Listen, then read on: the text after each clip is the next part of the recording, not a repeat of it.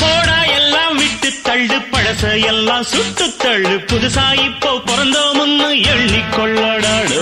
பயணம் எங்கே போனால் என்ன பாதை 100 ஆனால் என்ன தோட்டம் வச்சவன் தண்ணீர் விடுவான் சும்மா நில்லடா ஊத காத்து வீச உடம்புக்குள்ள கூச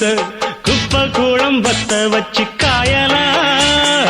தை போறக்கும் நாளை விடியும் நல்ல வேளை